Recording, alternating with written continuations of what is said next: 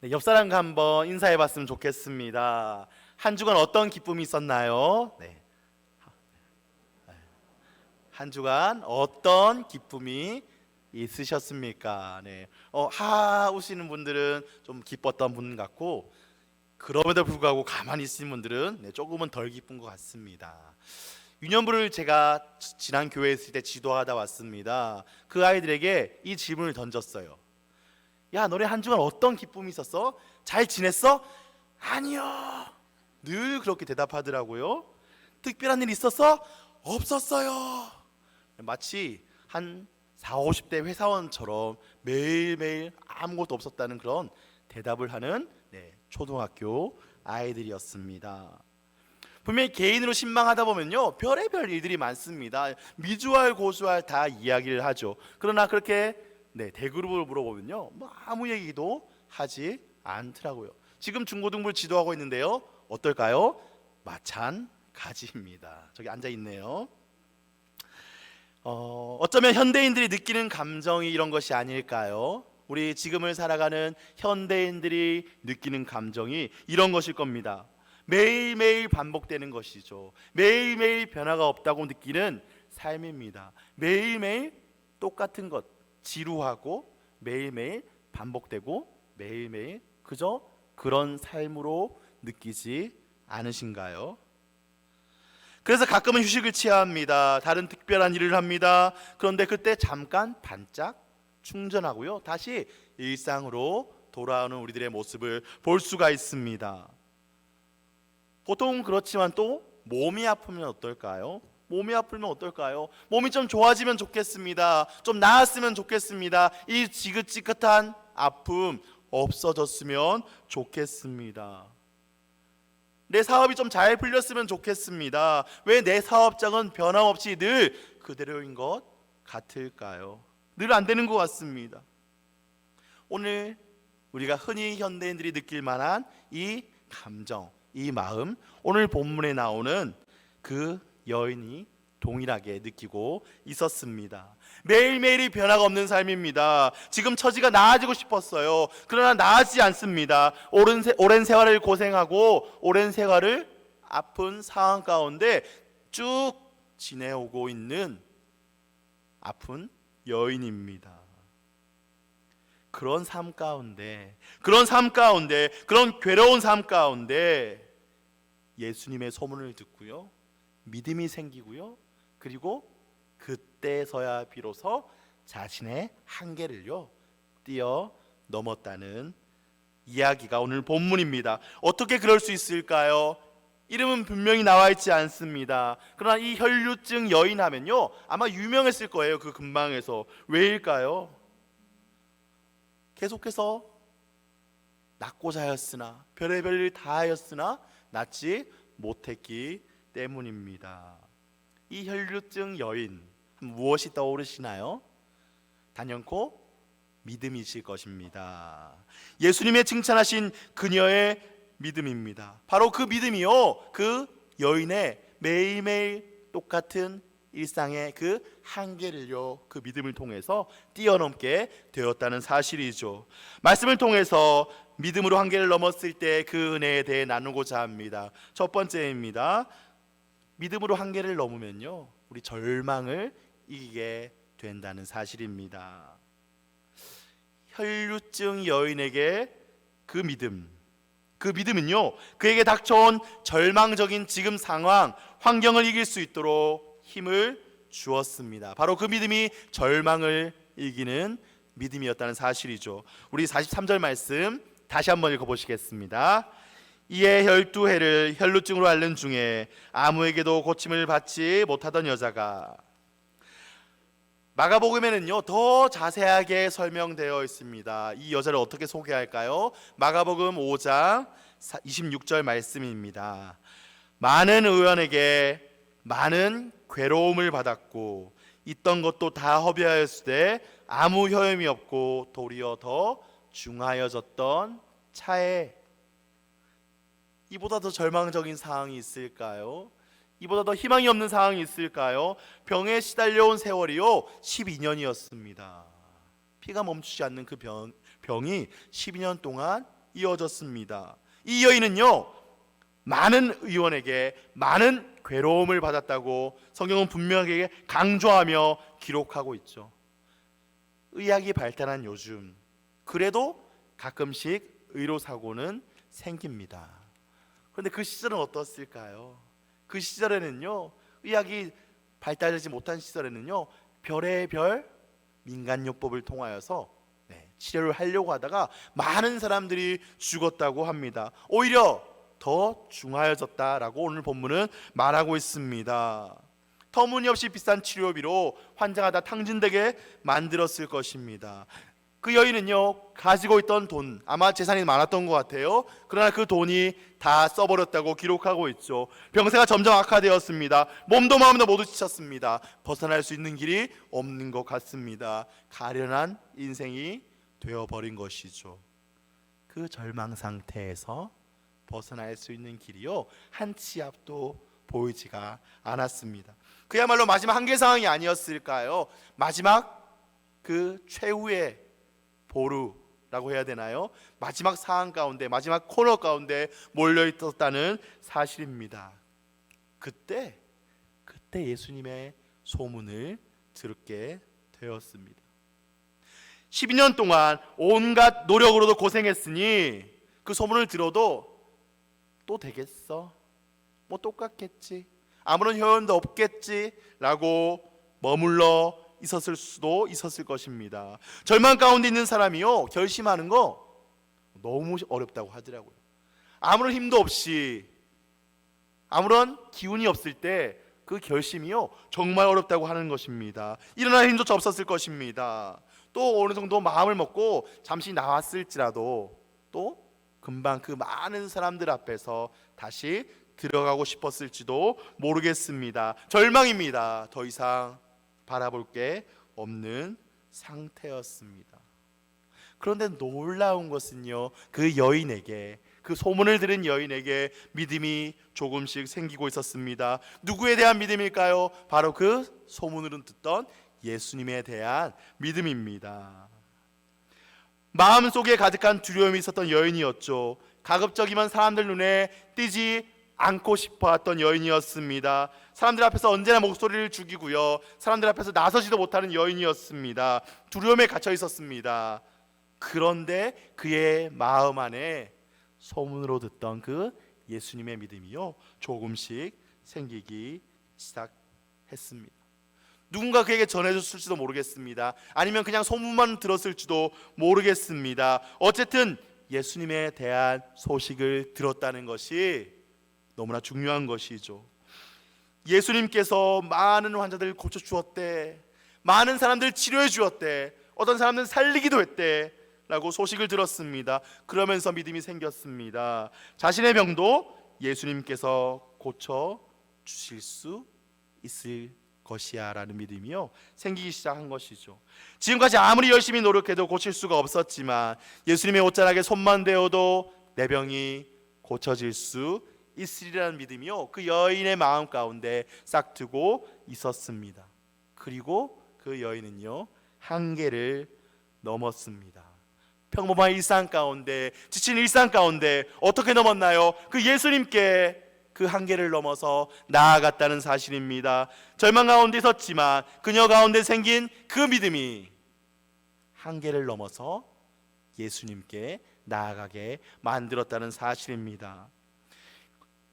성경에는요, 곳에 엄청나게 많은 사람들이 모여 있었다고 기록하고 있습니다. 야이로의 딸을 지금 치료하고 가고 있는 그 상황 중이었고요, 많은 사람들이 그 뒤를 따라가고 있었습니다. 구경꾼도 있었을 것이고요, 예수님을 싫어하는 적대자들이 있었을 것이고요, 또 그냥 말씀을 듣고 싶은 사람도 있었을 것이고요, 많은 사람들이 있었습니다. 그리고 아마 많은 사람들이 소문을 듣고 낫고자 하여 왔을 것이에요.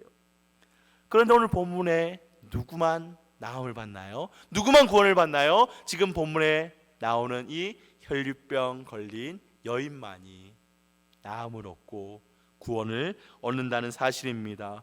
모든 사람에게 같은 마음으로 사랑을 쏟아부으십니다. 하나님께서 우리를 차별하지 않으시고 계속해서 사랑을 쏟아부으시고자 하시지만 절망에 빠진 사람들 가운데 구원받은 사람은 이 여인 한 사람뿐이었다는 사실입니다. 여기 있는 모든 분들 가운데서도 마음 가운데 어려움이 있을 줄 압니다. 어떤 정도입니까? 이 혈류병 여인과 같이 반복되고 희망이 보이지 않는 어려움일 수도 있겠습니다. 그 변하지 않는 그 상황 가운데 때론 절망할 수도 있겠습니다. 아무것도 할 수 없을 정도로 힘이 들 수도 있을 것입니다. 맞습니다. 우리는 그것을 해결할 수 없어요. 그래서 힘이 들고 절망합니다. 그때 오늘 이 혈류병 여인처럼 그것을 해결하실 수 있는 예수님께 정말 그 문제를 가지고 나아가시기를 소망합니다. 이 믿음 가지고 그 절망을 이길 수 있기를 소망합니다. 이 땅 가운데서는요 변하지 않을 수 있습니다. 이 땅 가운데서 낫지 않을 수 있습니다. 이 땅 가운데서 내 재산이 더 늘어나지 않을 수 있다니까요. 그러나 주님께서 말씀하셨죠. 요한복음에서 이미 주님께서 세상을 이기셨다라고 말씀하셨습니다. 이 땅보다는요 하나님 나라의 그 소망을 갖고 예수님께 나아갈 때 눈앞에 문제는 해결되지 않지만, 눈앞에 상황은 해결되지 않을 수 있지만, 내 아픔은 해결되지 않을 수 있지만, 우리의 마음이, 우리의 그 절망이, 우리의 희망도 없는 그 상태가 예수님께서 그 상태를 해결해 주실 줄 믿습니다. 그래서 이런 고백이 있었으면 좋겠습니다. 지금 낫게 해주세요가 아니라 낫게 해주시니 감사합니다라는 그런 늘 기도의 고백이 있기를 소망합니다. 지금 내 상황의 한계를 넘은 그 믿음 가지고 주님께 나아가 절망에서 일어날 수 있기를 소망합니다. 두 번째입니다. 믿음으로 한계를 넘으면 적극적인 행동을 할 수 있다는 것입니다. 한계를 넘으면요 적극적인 행동을 할 수 있습니다. 혈루증 여인은요 그 믿음을 통하여서 적극적으로 나아가게 되었습니다. 우리 44절 말씀입니다. 예수의 뒤로 와서 그의 옷가에 손을 대니 혈루증이 즉시 그쳤더라. 이 여인이 취한 행동은 무엇일까요? 확실한 믿음이 없으면요, 확신을 가지고 있지 않으면 정말 하기 힘든 이 행동이었습니다. 적극적인 믿음이었습니다. 12년 동안 하혈을 했다고 기록하고 있죠. 아마 주변 사람들은요 그 여인이 부정한 여인이라고 싫어했을 것입니다. 왜요? 율법에 기록되어 있잖아요. 유출병이나 하혈을 하는 사람은요 부정한 사람입니다. 12년 동안 고생하며 치료하려고 노력했다며 대부분의 사람이 알고 있었고요, 길에서 다녔으면요 보는 사람은 손가락질하고 너무나 싫어하고 피해 다녔을 것입니다. 그러나 여인은 적극적인 믿음을 가졌습니다. 어떤 적극적인가요? 자신을 싫어하는 그 많은 무리 앞으로 나아간 것이죠. 아랑곳하지 않았습니다. 예수님을 둘러싸고 있는 사람들 틈을요 비집었습니다. 그 의미는 무엇일까요? 그저 내가 마음이 힘든데 비집고 가는 것이 아닌 거예요. 아닌 거예요. 그 이상입니다. 지금 범죄를 저지르고 있는 거예요. 부정한 것을요 다른 사람들에게 옮기는 것입니다. 다른 사람, 부정한 사람을 접촉한 사람은요 또 부정해지는 거잖아요. 그저 비집고 들어간 것 이상의 큰 의미가 있는 것이죠. 그리고 예수님의 옷가에 손을 댑니다. 그러자 그의 병이 곧 나았습니다. 옷가에 손을 대었다 말이 무슨 말일까요? 붙잡고 기도받거나 나을 때까지, 낫지 않으면 내가 놓지 않겠습니다 해서 나을 때까지 잡고 있었던 것이 아닌 것이죠. 잠시 손을 대었을 때 낫게 되었습니다. 이러볼 때 무엇일까요? 여인의 병이 떠난 것은요 그 예수님의 옷만 만져도 나을 수 있다는 그 믿음과 그 믿음을 긍휼히 여기신 예수님의 그 사랑으로, 그 자비로 낫게 해주신 것이란 사실입니다. 정말 그 어려운 삼중고 가운데서도 육체적, 사회적, 경제적으로 그 어려운 상황 가운데서도 절망하지 않고 적극적인 행동으로 나섰습니다. 바로 그 믿음 때문이었죠. 예수님께서는 이 믿음을 크게 보셨습니다. 불치의 병으로 사회와 종교 공동체로부터 따돌림 받고, 심지어 가족으로부터 따돌림 받고, 불결하고 부정한 여인으로 냉대를 받았을 것입니다. 이 여인이 이처럼 위험한 행동까지 할 수 있었던 거, 스치듯이 옷가에 손이 닿기만 해도 되겠다고 생각한 것, 여인의 믿음이 얼마나 결사적이었는지, 그리고 이제 적극적으로 어떻게 나아오게 하는지 보여준다는 것이죠. 그때 주님께서 그 여인의 믿음을 인정해 주셨습니다. 우리 8장 48절 말씀입니다. 예수께서 이르시되 딸아 내 믿음이 너를 구원하였으니 평안히 가라 하시더라. 그 적극적인 믿음을 소유하는 우리 되기를 소망합니다. 자신의 부족함과 그 연약함 때문에 지레 겁먹고 예수께 나아가기를 망설이다가 기회를 놓치고 있지는 않으십니까? 그런 어리석은 사람이 되지 않기를 소망합니다. 절망적인 형편이 다가왔습니까? 더욱 적극적으로 믿음으로 예수님 앞에 나아가시길 바랍니다. 더 기도의 자리에 힘이 없을지라도, 더 예배의 자리에, 내가 아무것도 하기 싫을지라도 더 말씀 있는 자리에, 더 하나님과 친해질 수 있는 자리로 나아가시기를 소망합니다. 말씀을 마치겠습니다. 오늘 우리는 한 여인의 믿음을 보았습니다. 바로 그 여인이 가진 믿음은요, 한계를 뛰어넘는 믿음이었습니다. 그때 절망적인 상황에서 일어났고요, 적극적인 행동을 취하게 되었습니다.